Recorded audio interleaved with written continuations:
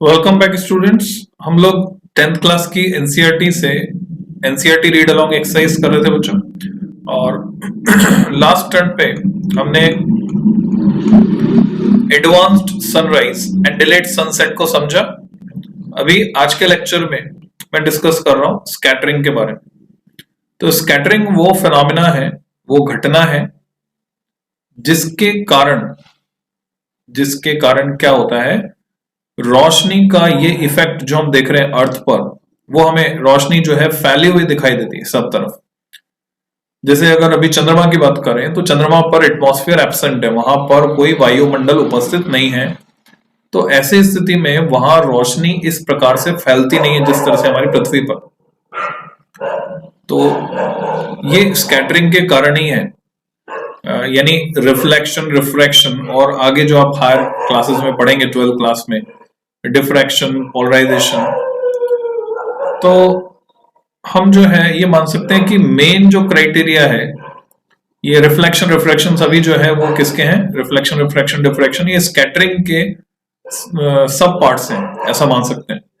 तो broad sense में देखा जाए तो ये फिनोमेना स्कैटरिंग होती है, जिसमें बेसिकली क्या होता है कि जो सनलाइट आ रही है वो जब atoms and molecules of air in पर आकर गिरती है, ये एटम्स एंड मॉलिक्यूल्स सनलाइट को एब्जॉर्ब करते हैं, देन एब्जॉर्ब करके ये री रेडिएट करते हैं, छितरा देते हैं, फैला देते हैं, और छितरा देने, फैला देने की इसी घटना को हम क्या कहते हैं, स्कैटरिंग कहते हैं। The interplay of light with objects around us gives rise to several spectacular phenomena in nature. So तो interplay of light with objects यानी interaction of light with objects जो हमारे आसपास हो रहा है, उसकी वजह से बहुत से फिनोमेना नेचर में हो रहे हैं। The blue colour of the sky, आसमान का नीला दिखाई देना, colour of water in deep sea, समुद्र में, जो गहरे समुद्र में जो कलर दिखाई देता है हमें पानी का, वो। The reddening of the sun at sunrise and the sunset, सूर्योदय और सूर्यास्त के वक्त सूर्य का लालिमा युक्त दिखाई देना, are some of the wonderful phenomena we are familiar with. ये कुछ इंटरेस्टिंग घटनाएं हैं जिनसे हम परिचित हैं। In the previous class you have learned about the scattering of light by colloidal particles, और छोटी क्लास में आपने पढ़ा है कोलाइडल पार्टिकल्स किस तरह से लाइट को स्कैटर करते हैं। The path of a beam of light passing through a true solution is not visible. ठीक है, यहां थोड़ा सा हम केमिस्ट्री में चले गए हैं, फिजिक्स से। तो लाइट बीम अगर पास होती है किसी ट्रू सॉल्यूशन से, तो वो उसका जो पाथ है वो विजिबल नहीं होता। However its path becomes visible through a colloidal solution where the size of the particles is relatively larger. अब इसके प्रैक्टिकल एग्जांपल की बात अगर हम करें तो क्या सन रेज आपको दिखाई दे रही हैं? अभी आप मान लीजिए रोशनी में बैठे हैं, तो क्या सन रेज आपको दिखाई देती हैं? जवाब है नहीं दिखाई देती। पर अगर आप कमरे में बैठे हैं जहां सूरज की धूप रोशनी आ रही है, और उस कमरे में कुछ पार्टिकल्स हैं जो तैर रहे हैं, या कई बार आपने देखा होगा सूर्य रश्मि यानी सूरज की जो किरणें आ रही हैं, उसमें हमें पार्टिकल्स चमकते हुए जब दिखते हैं तो उनका पाथ हमें दिखाई देता है ना। तो कोलाइडल सॉल्यूशन, तो जहां पर धूल मिट्टी होती है उसमें हमें सनरेज साफ दिखाई देती हैं, तो उनका रास्ता, पाथ विजिबल हो जाता है कोलाइडल सॉल्यूशन के थ्रू। जैसे एग्जांपल के लिए लेजर अगर हम डालते हैं तो लेजर हमें सीधे उस पॉइंट पर दिखते हैं जहां पर जाकर वो इंसिडेंट हो रही है, वहां से रिफ्लेक्ट हो रही है। और लेजर का पाथ भी हम देखना चाहते हैं, तो अगर एटमॉस्फेयर बिल्कुल क्लीन है तो हमें लेजर का पाथ नहीं देखेगा। हाँ, अगर वहां पर हम कुछ स्प्रे कर देते हैं, पाउडर, टेल्कम पाउडर फैला देते, उड़ा देते हैं, या धुआं कर देते हैं, तो उसमें हमें लेजर का पाथ एकदम क्लियर कट नजर आता है। तो आप समझ गए होंगे मैं क्या कहना चाह रहा हूं। नेक्स्ट आर्टिकल है 11.6.1 Tyndall effect. The Earth's atmosphere is a heterogeneous mixture of minute particles. These particles include smoke, tiny water droplets, suspended particles of dust and molecules of air. तो ये हेटेरोजेनियस मिक्सचर है, यानी homogeneous mixture या true solution नहीं है।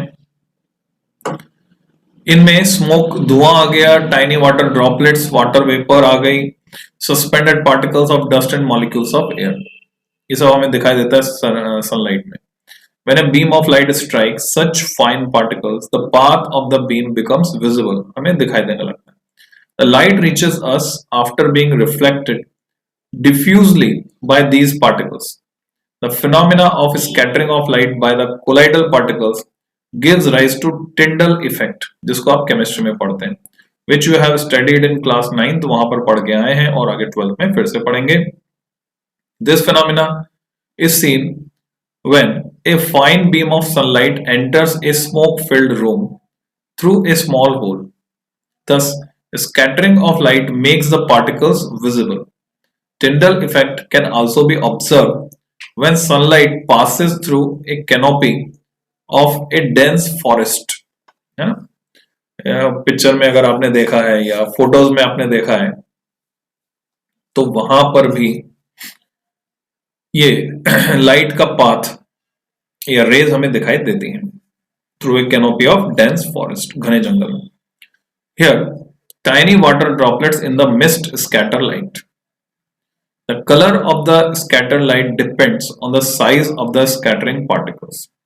जो बहुत ही fine particles होते हैं scatter, mainly blue light, while particles of larger size scatter light of longer wavelengths. If the size of the scattering particle is large enough, बहुत बड़े हैं, then the scatter light may even appear white. So ये हमने देखा, क्योंकि क्या होता है कि लाइट की वेवलेंथ की अगर हम बात करें तो ब्लू कलर की वेवलेंथ कम होती है, तो वो किससे अफेक्ट होगी? फाइन पार्टिकल से। रेड वेवलेंथ ज्यादा है तो वो लार्जर साइज के पार्टिकल से स्कैटर होगी, यानी वो उससे ज्यादा इफेक्ट होगा उसका।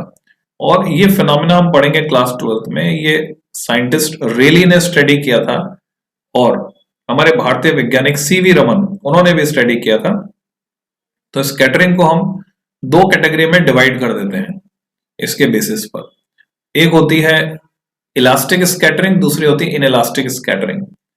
तो 12th क्लास के में आपके सिलेबस में वो है रेली का क्राइटेरिया, सीवी रमन वाला नहीं है। तो रेली ने ये बताया था कि जो वेवलेंथ कम है, यानी स्कैटर्ड लाइट की जो इंटेंसिटी है वो डिपेंड करती है लैम्डा की पावर 4 के इनवर्सली प्रोपोर्शनल होती है। Scatter intensity of scatter light is inversely proportional to lambda raised to power 4। तो अगर स्कैटरर का साइज बहुत कम है, किसके कंपैरिजन में? लाइट की वेवलेंथ के कंपैरिजन में। लाइट की वेवलेंथ के कंपैरिजन में बड़ा है तो अलग सिचुएशन होगी, कम है तो अलग सिचुएशन होगी। तो atoms and molecules of air की अगर मैं बात कर रहा हूं तो उनका साइज आप जानते हैं कितना होता है। Atoms and molecules of air, इसका साइज जो है बच्चों एंगस्ट्रॉम यूनिट के ऑर्डर का होता है, 10⁻⁻10 metre. This is size of scatterer, जिसको मैं स्मॉल a से अगर दिखाऊं। और लाइट की वेवलेंथ किस ऑर्डर की होती है? नैनोमीटर, माइक्रोमीटर, इस ऑर्डर की होती है। तो 10⁻⁷ मीटर इस ऑर्डर की होती है। तो ऐसे सिचुएशन में हम देख रहे हैं सीधे सीधे कि lambda is much more greater than a, लगभग 1000 गुना है लैम्डा उसका। तो जब ये सिचुएशन फॉलो होती है तो स्कैटर्ड लाइट की जो इंटेंसिटी होती है वो लैम्डा रेज़्ड टू पावर 4 के इनवर्सली प्रोपोर्शनल होती है। और इसी के बेसिस पर हम blue colour of the sky, reddish appearance of sun, ये सब समझाते हैं। तो ये हमने स्कैटरिंग के बारे में पढ़ा, चैप्टर पढ़ रहे थे हम the human I and the colourful world. इसी में आगे की बात करते हैं बच्चों। ये article 11.6.2 why is the colour of the clear sky blue. जब आसमान साफ होता है तो हमें नीले रंग का क्यों दिखाई देता है? The molecules of air and other fine particles in the atmosphere have size smaller than the wavelength of visible light, जैसे कि मैंने अभी आपको बताया। These are more effective in scattering light of shorter wavelengths at the blue end than light of longer wavelengths at the red end. तो ज्यादा scatter कौन होगा? जो फॉर्मूला भी मैंने बताया आपको इसके हिसाब से, क्योंकि लैम्डा ब्लू लैम्डा रेड से छोटा है। और पूरे विबग्योर में बात करें अगर, तो सिचुएशन क्या है, अगर मैं फाइन डिटेल में ले जाता हूं आपको, तो विबग्योर, इससे आप फैमिलियर हैं। तो ये जो वॉयलेट है इसकी वेवलेंथ सबसे कम है, रेड की वेवलेंथ सबसे ज्यादा है। जैसे जैसे हम इधर मूव करते हैं वेवलेंथ बढ़ती जा रही, तो ब्लू से भी कम है वॉयलेट की। तो सवाल उठता है फिर आसमान बैंगनी क्यों नहीं दिखाई देता वॉयलेट कलर का? तो उसका जवाब भी मैं अब अभी ढूंढते हैं, जवाब बताऊंगा।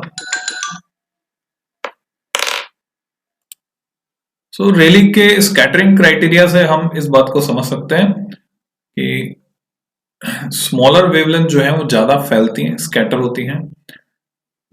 Scattering of shorter wavelength at the blue end than the light of longer wavelength at the red end.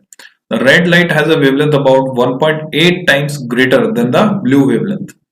क्योंकि अगर नैनोमीटर में हम बात करें तो रेड की वेवलेंथ हो गई 700 नैनोमीटर, जबकि ब्लू की जो है 450 या 400 के आसपास nanometre. Thus, when sunlight passes through the atmosphere, the fine particles in air scatter the blue color, shorter wavelengths more strongly than red. अब बच्चों दो कंसेप्ट हैं आपको समझना है। जैसे कोई चीज जो फैलती है वो ज्यादा दिखाई देती है, पर अगर ये फैलते फैलते बहुत ज्यादा फैल जाए तो फिर वो दिखाई देना बंद हो जाती है। फॉर एग्जाम्पल, आपने कागज के टुकड़े टुकड़े किए और कमरे में उड़ा दिए तो कचरा फैल गया, है ना। अब क्या हुआ, कचरा कमरे में एक हिस्से में था ना, कोने पे आपने जहां फेंका था वो कागज के टुकड़े वहां थे। अभी आपने पंखा चला दिया तो तेज हवा से वो टुकड़े उड़कर और दूर दूर तक छितरा के फैल गए। तो पहले तो क्या हो रहा था, वो टुकड़े दिख रहे थे वहां पर, ऐसा लग रहा था हाँ कचरा है कचरा है।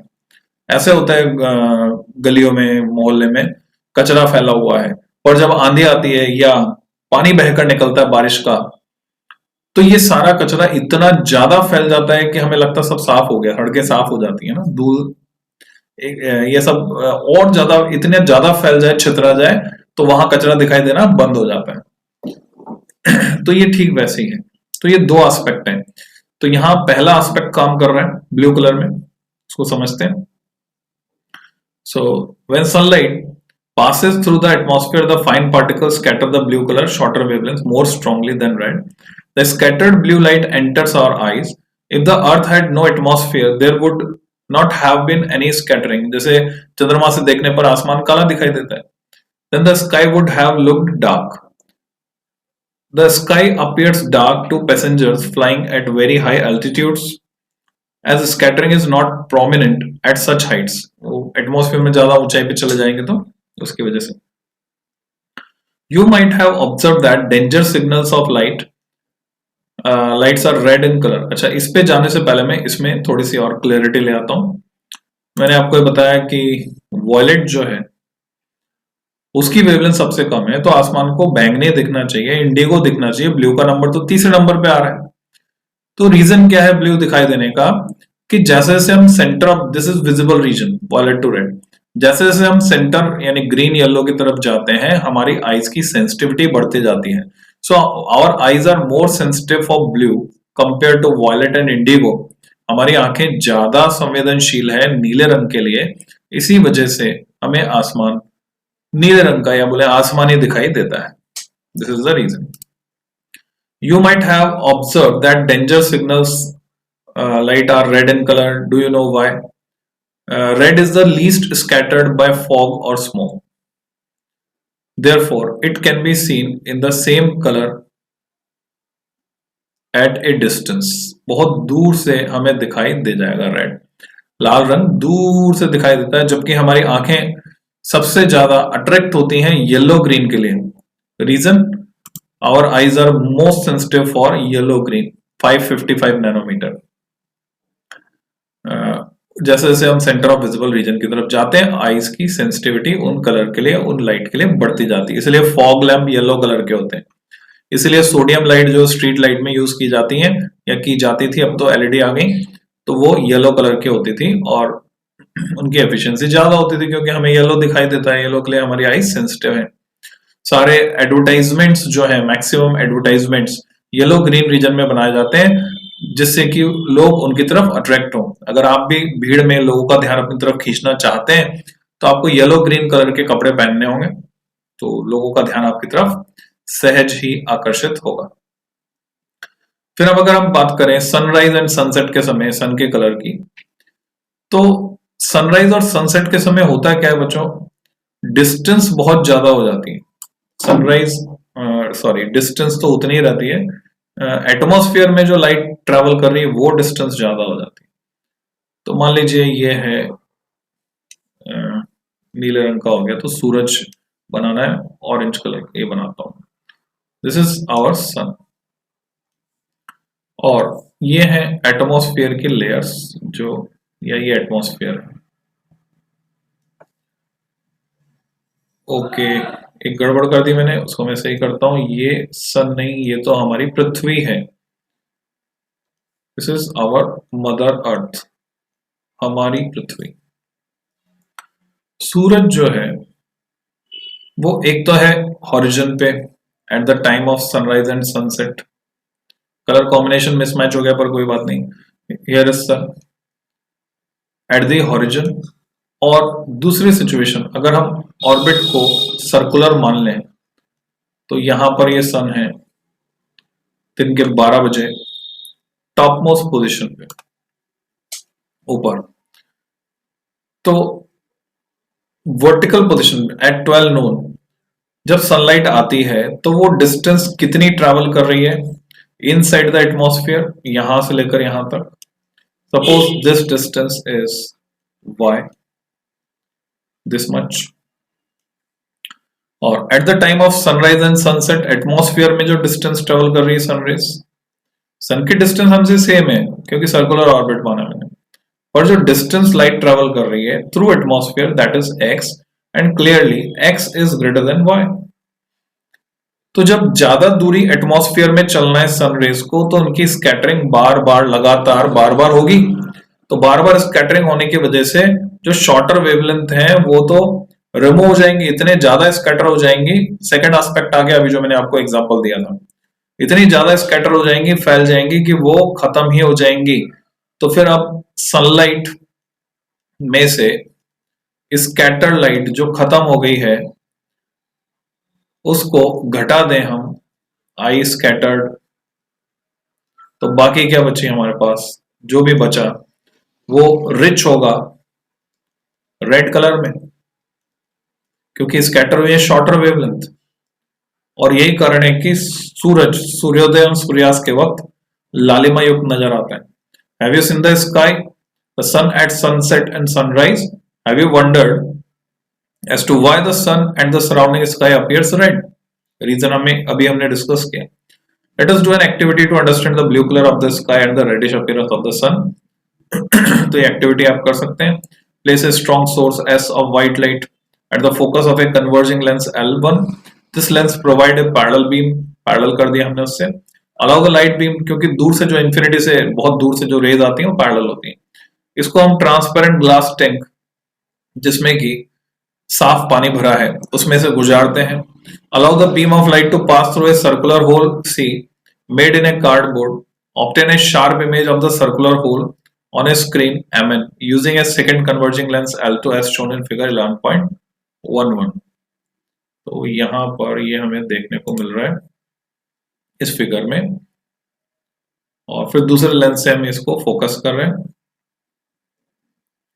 Dissolve about 200 gram of sodium thiosulphate, hypo बोलते हैं, तो sodium thiosulphate in about 2 litre of clean water, 2 litre पानी में घोला हमने, taken in the tank, add about 1 to 2 ml of concentrated sulphuric acid भी मिला दिया, तो क्या दिखाई देगा? You will find fine microscopic sulphur particles precipitating in about 2 to 3 minutes। As the sulfur particles begin to form, you can observe the blue light from the three sides of the glass tank. This is due to scattering of short wavelengths by minute colloidal sulfur particles. तो chemistry भी involve हो गई बच्चों. Observe the color of the transmitted light from the fourth side of glass tank facing the circular hole. It is interesting to observe at first the orange red color and then bright crimson red color on the screen. यहाँ पर आपको दिखाई दे.